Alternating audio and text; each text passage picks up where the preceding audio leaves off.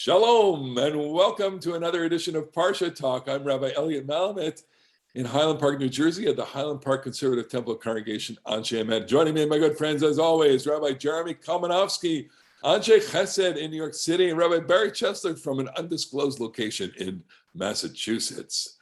It's great to see you all. We're Parasha Re'eh, a pun. It's great to see you all for Parasha Re'eh. Re'eh. It means see what? See that I am placing before you a blessing and a curse, bracha uklala. We can spend a lot of time talking about this. Let me just put the literary frame on this, which is that this theme is going to appear again at the end of the book of Dvarim in the context of good and evil, life and death.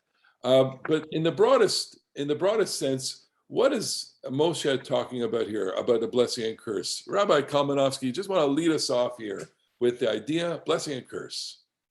This religion is premised.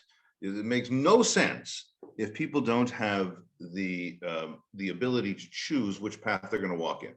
God has entered into a brit with this people. God has entered into a covenant, given us certain responsibilities, taken certain responsibilities upon heaven.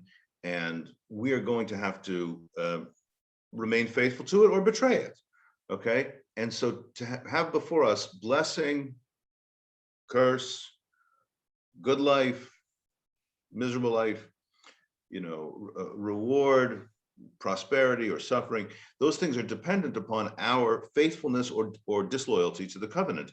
So that's what Moshe is reinforcing and will, as you said, at the end of Dvarim, say you have before, blessing and curse, life and death. Choose this way you're going to walk in. Choose life, right. And that's our parasha. It's almost like a bookend. It's like the open parentheses for a long passage will culminate in that passage. It's the overture of a theme, and it's important that you mention the metaphor, not a metaphor, derech, the sartem min derech. If you veer off of the path. To go after other gods. So Deuteronomy here is going back to its over-pressing theme. Idolatry doesn't want you to follow other gods, but in the most general sense, it's getting off the path of Torah. Yeah, we should think a little bit about the meaning of the metaphor itself. A path is a road that's been laid out by someone before us. In our case, this path is laid out by God. If we stay on the path, we do God's commandments, then we are faithful to the covenant, as Jeremy's mentioned. But if we deviate, we leave the path, that will lead us away from God and away from God's blessing. And it is a curse to be deviant. So one of the things that is this parsha is preoccupied with is going into the land, and you're going to see the remnants of other religions, other peoples in the land. You have an obligation to uproot them, remove them, destroy them. I mean, it's quite elaborate, quite explicit. They have all sorts of places on the high hills, under trees, and then you are to destroy them. V'nitatz them et mizbechotam, smash their altars, shibartem et matzevotam, destroy their pillars, ashrehem tisrafun be'esh, knock out and burn down their ashrehem, their worship places, uvsile Eloheim tigadeh, and really, destroy, pulverize everything, v'ibadatem shmam min hamakom hazeh, and literally remove their name from this place. In other words, mow it down, completely obliterate it. And then it says, Lo ta'asun kein l'Adonai Elohechem, which is it doesn't really sound right. Don't do this to God. We get from that the idea that you shouldn't, make any kind of desecration of God's name in a physical way, throwing out the names. And so we have a whole, body of law on what to do about God. But the idea really is, the theme is, look, they have places everywhere, and we want you to make one place. We need to reflect on this because it touches, I think, some very basic ideas. Barry, historically, what's going on here in the people? And maybe we'll start from a historical perspective and move to a kind of, more religious, homiletical perspective. So a lot of times I think we kind of read the Bible backwards. We take the Torah, which presents itself as the prehistory of the people. It's the story of the Israelites before they get to the land, and think that that's what happened when they were on the land. But the Torah as a document, historically speaking, really comes near the end of the First Temple period, not at the beginning. And when you read the book of Samuel and Kings, you know that people are worshiping both God and other gods all over the country. And now Deuteronomy is saying we're putting an end to that. That the central theme of Deuteronomy is going to be centralization, that we're going to have one place, whether it was originally in the northern kingdom, as some scholars believe, or in Jerusalem, and everything is going to revolve around the central shrine of worship, which is going to be the temple, which is going to become the only temple. That before this, there had been small t temples everywhere, which explains a lot of curious laws in the Torah. And now we're going to have one law. And, you know, it's important to keep in mind that this theme of centralization is very much wrapped up in the core of Devarim, which we begin with this Parsha, which is the extensive legal portion that goes from this Parsha until Kitavo. For the next several weeks, we're going to be wrapped up in a discussion of laws that are going to guide our ancestors as they enter the land. That's the Torah story, but it's actually a response to conditions that were existent in the land. I just want to add one last thing, that in religion, there's a well-known phenomenon known as replacement, for lack of a better word, that there are holy places, new people come in, oftentimes they add their holiness to that place and it becomes their shrine. So in our context of the Torah, when the patriarchs go throughout the land of Israel, every time they find a place, they worship a tree, they build an altar, and the assumption, of course, is that they're not finding something new, but they're taking over something that was already there. Jeremy, this whole idea that anybody could do it says that the text is ish kol hayashar be'einav, which applies to the worship, and then the text moves to ki taseh hatov v'hayashar be'einei Adonai Elohecha. We have two polarities, really. It's everybody does whatever they want, okay, and that's how you can get an altar here, a shrine there, a place there. And we were saying I could set up my own religion. Ish kol yashar be'einav, and then it's atov yashar be'einei Adonai Elohecha. Do what's good and right in God's eyes. So I guess my question is, we find ourselves in a tension in contemporary Judaism. The contemporary Jewish tension is, look, I have a whole train load of tradition that tells me how to do it, and yet I want to add my own. I don't know. You encounter this issue from time to time. Well, I think that perhaps the three of us represent a kind of a traditionalist orientation in non-Orthodox Judaism, yeah. Right? Like, it seems to me that Orthodox Judaism, like, it's working when its adherents feel like we are conforming to the way that it should be done. We're doing it right. And I think that non-Orthodox Judaism, very often, it's working when people are creating something new.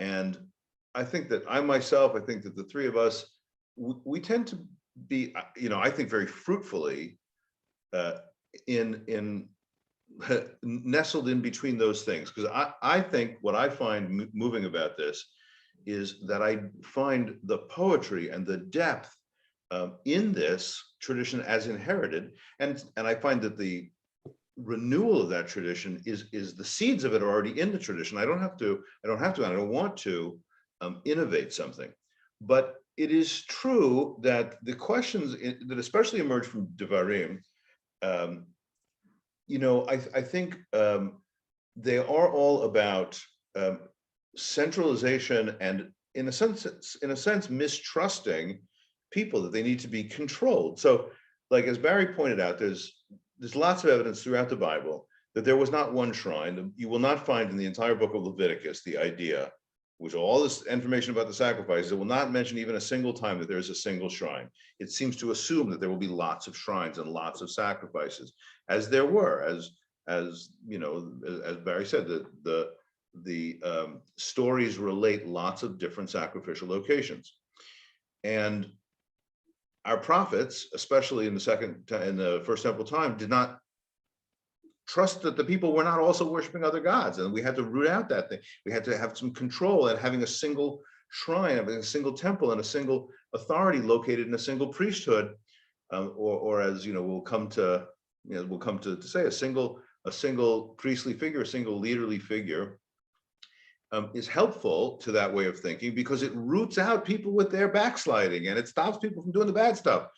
But it's pretty hard to have a wide-ranging, geographically dispersed culture without also having some celebration of difference and pluralism. So I find myself caught. I don't think that we should do whatever we want, but I also understand that the process of ascertaining what is Tov Yashar B'nei Hashem, what is good and upright in God's eyes, is a difficult to discern proposition. So the way I would like to say is that, and the way I will often say to people is, everybody knows the difference between do whatever you want and do what you think is right.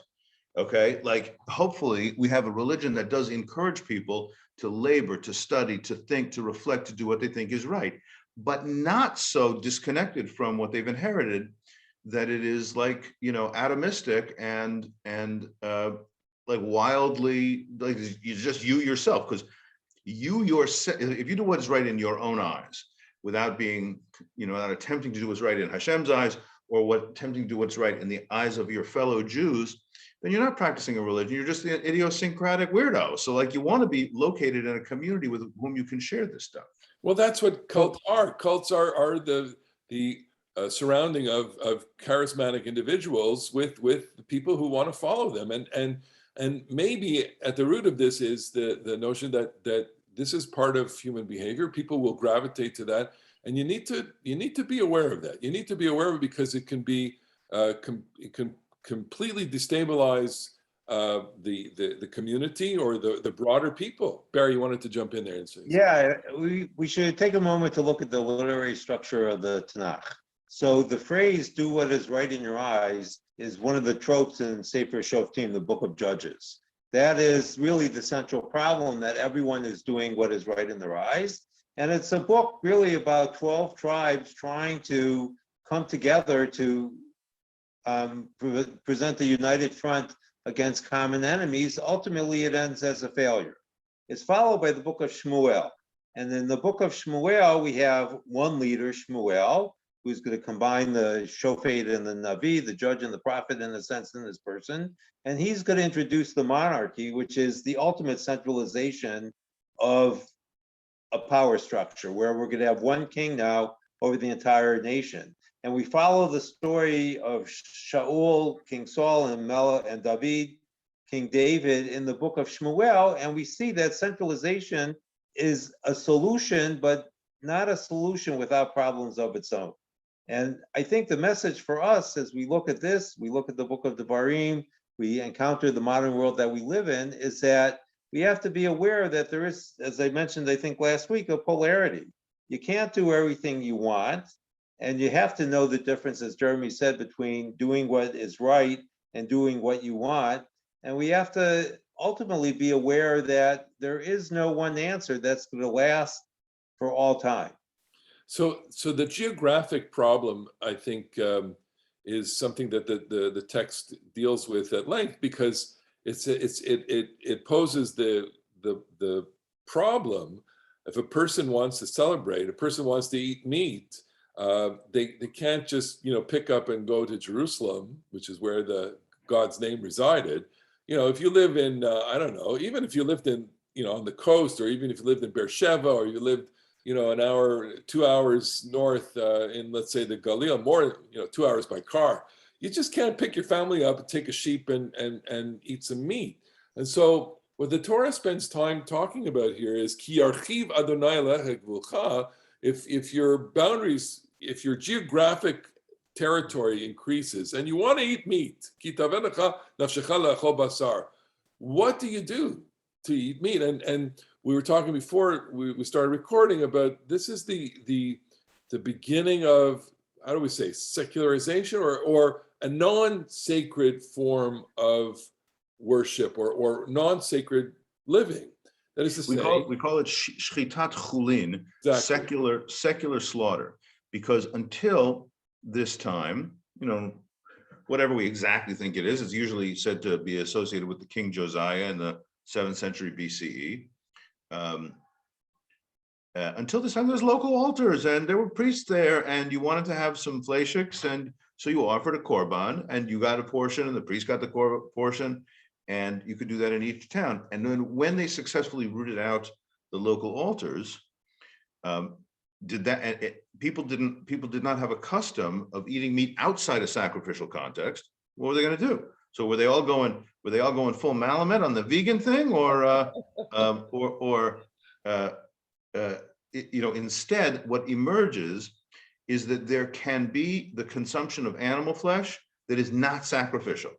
You can just shech the animal and cook and eat without having a sacrificial. But yes, when you want to have a particularly emotional, particularly spiritual gift to God, you have to go to the central shrine, Jerusalem or Shiloh or wherever it was before Jerusalem. If you have a chatat, you've committed a sin, you need to expiate yourself. You have to do that in the main shrine. But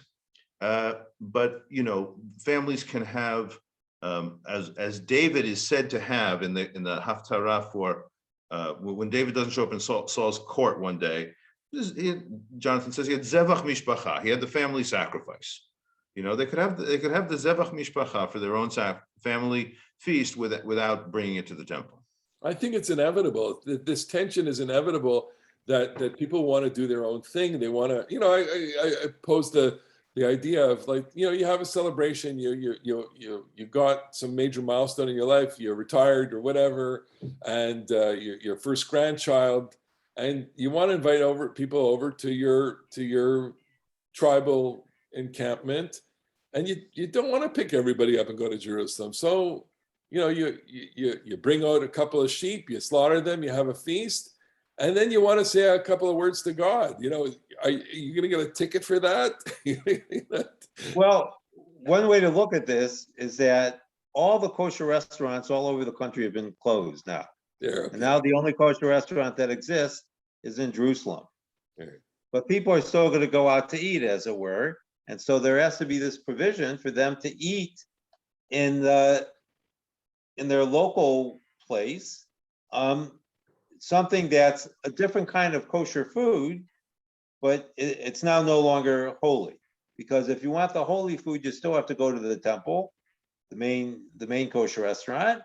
But if you want to eat meat, you have to shecht it, as Jeremy said. And the other thing that we have to remember is you have to make sure that you spill out the blood. Yeah. That even though you're killing the animal off the cultic site, as it were, you cannot eat blood, because blood is the life force. And it reminds me, I had a teacher, Rabbi Martin Goldman of blessed memory, who liked to say that the problem in religion is not anthropomorphism, people imagining God as a human. It was the opposite. It was people imagining themselves as God. And the Bible identifies God with blood, that the life force comes from God, and that does not belong to us ever. And we as kosher Jews take every step possible to make sure that we have nothing to do with the life force when we actually eat the dead animal. That is awesome. I want to just note, first of all, there's a Mishnah in Nidarim that has the wonderful phrase, like, what's the difference between kosher animals and treif animals? In kosher animals, God keeps the life and gives you the body. In treif animal, God owns both the life and the body. Interesting. Isn't that amazing? So we have this idea like God hates pigs. Actually, maybe God likes pigs even more, and that's why he doesn't let us have it. But I think that this is really interesting to me about secularity, because we are accustomed to thinking, those of us on the call who live in the modern era, which I think is most of our listeners live in the modern era, or the postmodern era. We know that from the early modern era, from the 16th, 17th century, a world in the Middle Ages that was thoroughly religious opened up for more secular power and secular realms. And we have, over the last several hundred years, seen the creation of a secular realm that wasn't necessarily about religion. And so that's why we have scientists, and that's why we have politicians, and that's what liberal society is, and going into the Enlightenment of the 18th century and on. And in a strange way, the Bible, with this advent of shchitat chulin, does create the possibility that not all your religious act, not all your sacred act, let me rephrase that. Not all your meat eating has to be seen as religious. Now, of course, you still have to say brachot, and you still have to keep kosher. So it's not totally absent from religious meaning, but it's less religious meaning. Like, I think Barry said it great. It can conform to the law, but it's no longer sacred. And I don't know. I think that's a puzzling feature of the Torah here. All right, so we moved from this to another idea. It's related because it has to do with authority, has to do with who gets to say and who gets to lead. Ki yakum bikirbecha navi o cholem chalom. This is called the Navi Sheker, the false prophet. Why do you think the Torah is concerned about a false prophet or a dreamer, cholem chalom? What's going on here? What do you think it's after, Barry, in terms of authority, in terms of people? I think it fits in with the idea of centralization. That one way to think of the false prophets is that they are people with authority who have followings in ancient Israel. Yeah. And they are articulating a message which is no longer acceptable, whatever it might be. And what's important for us to recognize is that why do these people have authority? They have authority because they have an oath or a mofet. There's a sign or a wonder that they could do, and that gets people's attention. And one could reasonably think that if you could do this sign or perform this wonder, that you must be a spokesperson for God. And those are dangerous people, because when those people give a message that is contrary to the teaching, even though it comes accompanied with the sign or wonder which ostensibly comes from God, that creates danger in the normative society. I'm thinking that for us in the conservative movement, kashrut is indispensable for our form of Judaism. In the Reform movement, it isn't. So when the Reform movement says that kashrut is no longer important, for us, that violates a norm. And I think that, and of course, I mean no disrespect to the Reform, but for us, that's a bridge too far. That would be like a form of false prophecy, because the way we imagine Judaism, what? I was going to keep going. I'll just put my just to conclude, the way we imagine false prophecy is that there are certain messages that no matter how well intended or what accompanies them, we consider, for lack of a better term, treif. Well, take the example of Shabtai Tzvi in the 17th century, who was a false messiah. Jeremy, you read the book, right? You slogged through the Gershom Sholem. I did. Magnum opus doorstopper biography of Shabtai Tzvi. What happened there? And are the effects of the Sabbatean revolution still being felt, or the Sabbatean cataclysm? What do you think about that? Well, there's a lot to say about, there's plenty to say about Shabtai Tzvi, but our listeners, some of you may know, some of you may not know, I'll just fill you in real quick. Shabtai Tzvi in the 17th century was he was like tremendously charismatic. He appears from modern eyes to be quite bipolar. He had these great moments of illumination and then great depression, and he was a kind of charismatic figure in Jerusalem and Gaza, and he had a henchman called Natan Azati, Natan of Gaza, who said, "Oh my God, this guy is the Mashiach for sure. This guy's the Messiah." And the thing is that the two of them both, this is an interesting part about it, the two of them both were incredibly accomplished Kabbalists.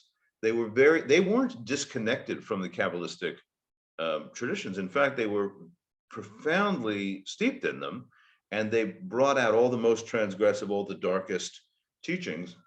And Natan Azati said that Shabbat Tzvi was the Messiah, and he got a lot of followers all through the Jewish world: Amsterdam, Morocco, Turkey, Poland, and also a lot of opponents. And at a certain point, he goes to visit the Sultan in Turkey, and the Sultan puts him in jail and says, convert to Islam or I'll kill you. And lo and behold, the Messiah said, there is no God but Allah, and Muhammad is his prophet. And so that occasioned an enormous shockwave through the Jewish world. If you want to read a tremendous novel about it, Bashevis's novel Satan and Gorai is a tremendous novel about the way in which that disappointment shook the hell out of Polish Jewish society. But Shabtai Tzvi, who clearly was a crazy person, it's an interesting paradigm. As Barry said, Moshe Rabbeinu at the burning bush says, God, oh my God, how am I going to get these people to believe me? God says, I'm going to do you a magic trick. I'm going to do you a magic trick with the stick and the snake, and they're going to believe and I'll do you the magic trick with the leprous hand. And if they don't believe the first one, they'll believe the second one. And your magic trick is going to be the thing that is going to inspire everyone to follow you. So what do we have in this parasha? We have people who think that they can imitate Moshe. But the Bible wants to say something, and I'm going to leave it up to you guys if you think that this is a stable, sustainable position. That was true for Moses, but it's not true for anybody after Moses. It's a hard thing. We have a religion founded in prophecy that loves prophecy, and then we have Isaiah and Jeremiah and Yechezkel because of the greatness of the prophecy, but then wants to say, but that phase is over. And it's dicey. It's hard to maintain. But you can see how attractive it is and how it's so seductive. Look, 100 and something years ago, the Jewish world was captivated by Theodor Herzl, who, very much like Shabtai Tzvi, was a charismatic individual, probably also a little bit schizophrenic, probably also a little, who knows, but enormously talented, enormously gifted orator, totally focused on the idea of the Jewish state with a kind of mythic backstory, and he is successful only after he dies 50 years later. He has the great career moment because he tragically dies in the middle of the program, and it's left to successors to take over the Zionist project. I would, without venturing too much, but the Lubavitcher Rebbe in the last century was a great colossal figure of whom many of the Lubavitch followers, believed that he was indeed the Messiah,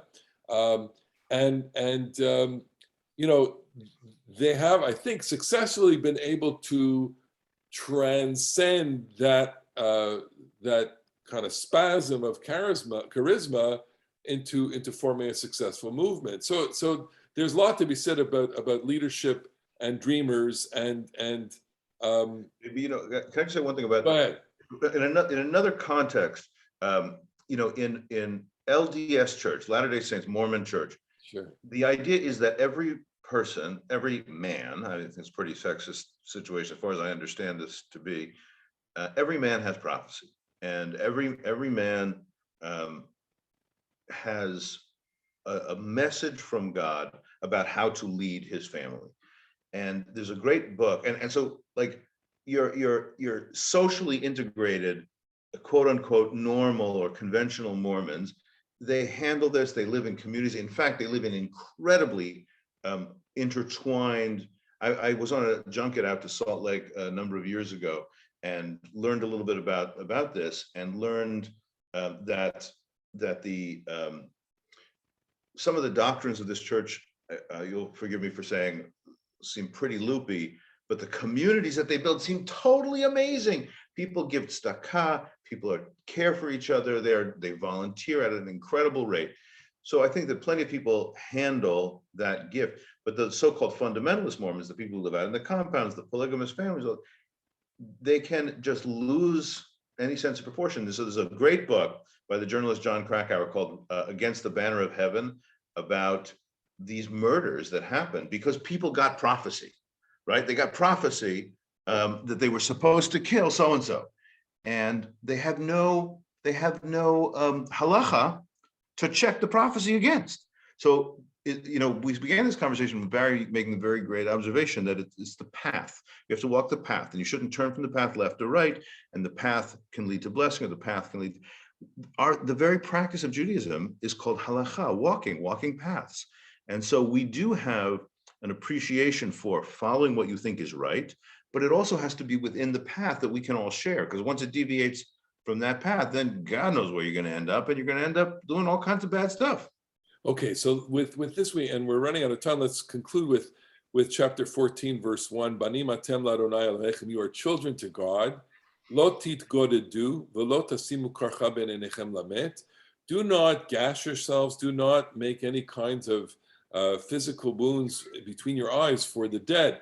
And of course, this is a specific commandment relating to the very, very outlandish, what we would call outlandish rituals surrounding death and bereavement in the ancient world. But the rabbis take it in a different direction. Lo titgodadu, they say, means don't make little agudot, little bands. And this is kind of what we've been talking about for the entire Parsha. The idea that you could separate yourselves, you could cleave as a community. Jeremy, you want to just kind of elaborate on this, weigh in on it a little bit in terms of just, what are we afraid of here? What is the Torah afraid of? What are the rabbis afraid of? What are they afraid of? I think they're afraid of disintegrating. Just a couple weeks ago, or maybe it was last week, the Torah said, it's not because you're the most numerous people, because in fact, you are the smallest among all the nations. And I think that there's a great anxiety in this religion about fragmenting and being often isolated, because we do have a sense of Am Yisrael, and so we have to share practices. And the balance here, lo tit go to do, as the rabbis, there's a wonderful sort of developed Talmudic disquisition on this topic in Tractate Yevamot about the ways in which Beit Hillel and Beit Shammai gave each other space to be pluralistic. They gave each other space to disagree and even act on their disagreements, because everybody is attempting to do what is right in God's eyes, even though they differ on what the content is. So that passage, it reads in the Talmud like I think a finely wrought balance of acceptance of pluralism and difference, and a demand for communal connection, so that we can continue to live in the same religious universe. Listen, if some people, obviously some people can, I mean, just to take examples of fairly picayune distinctions. I mean, if you eat cheese without a hechsher, and I don't eat cheese without a hechsher, we can still recognize each other as practicing Judaism. If you decide you're not going to circumcise your male children, how can we be considered to that's like so central to this religion? How can we be considered to be practicing the same religion? Of course, I know, by the way, that lots of Orthodox people look at me and say, "What, you count women in the minyan and you would let women read the Torah? That's not the same religion that I'm practicing." And they can make that challenge against me. I can't stop them from saying that. I can just argue against it. But I think that if we share practices, we will continue to feel like we are part of the same covenantal community. But if our practices diverge too much, we won't feel like all part of Am Yisrael, part of that covenantal breed community. Very, any? Yeah, I think that it's important that we have an enlarged sense of community. That very often it seems that when we want to set ourselves apart from the community for often very good reasons, we end up creating a new community. And the rabbinic caution here is that we are part of Klal Yisrael, the entirety of Israel. And we have to remember not only that we belong, but everyone else belongs too. And we have to be very careful about leaving ourselves and also about reading other people out of it for reasons that ultimately may not prove as important as we think. I'm reminded I went several times with my high school to Israel for the senior trip, and we spent some time at Kibbutz Keturah each time. And I remember one of the people telling a story about how some of the arguments were so divisive that it was very difficult to walk into the dining hall the next day and eat with people that you had bitter arguments with. But those that were committed to the kibbutz did, because the community was what was most important, not necessarily the individual. Now, obviously, the individual has to find his or her place in the community, but we have to remember that the community is the ikar, the central thing. And here, I just want to conclude with this idea from Martin Buber that community has God as the living center. And I think that's a guide for us as well. And that is perhaps the message of Sefer Devarim, that God is the author or the creator of our path. And our job is to follow what God wants to the best that we can. And there's nothing like Torah to stitch a community together. And I think, the key to the cohesion of the Jewish people, I think, starts and ends with Torah. If we could all get around a text together from the various perspectives that we have, we would find that we have a lot in common. I just want to end with this. There's this program on Israeli television called She'ela U'Tshuva. It's a fascinating program where they take a person who has choser b'she'ela, right? He leaves, religious, usually Haredi life, and they take a person who is a choser b'tshuva, a person who's newly religious. They put them together at Beit Bialik, at the Bialik house, and they sit across a table. And what do? They sit and read texts, and they realize in the course of the half an hour, 35 minutes, that they're bound to each other. It's just a fascinating idea. And look, the three of us, we are bound together. I think we have so much more in common than divide us. Of course, we're not in any way, demonstrative of, a completely pluralistic community. We're all three guys, but we're I think, a symbol of the unique power of Torah to bring people together. And we're so happy that the people who have joined us all across the world have shared their 38 minutes with us today before Shabbat, before this. We thank you for joining us to have some Torah, to share some ideas, thinking about the way of the Jewish people, the derech. And with that, we want to say to all of our friends at Machane Rama also, Shabbat Shalom. See you soon. Shabbat Shalom. Shabbat Shalom.